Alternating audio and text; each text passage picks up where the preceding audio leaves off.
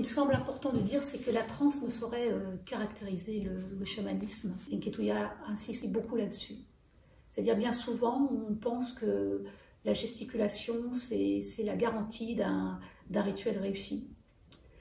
Alors qu'il peut y avoir des transes tout à fait immobiles et tout à fait discrètes qui se passent au sein d'une cérémonie et qui ont une action tout aussi profonde. Mais pour beaucoup d'Occidentaux, s'il n'y a pas gesticulation, perte de connaissance, c'est comme si le rituel n'était pas réussi.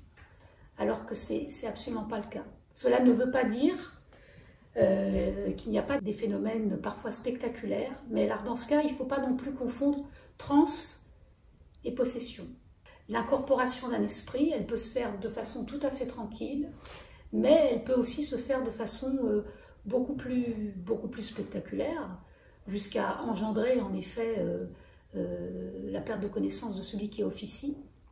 Mais ce n'est pas quelque chose d'utile, parce que le but, c'est de revenir avec des informations qui vont servir la personne qui est venue vous questionner.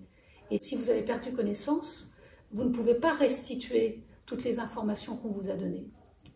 Nketuya encourage justement une certaine lucidité pendant la cérémonie chamanique afin de pouvoir restituer des informations intactes à l'issue de la cérémonie.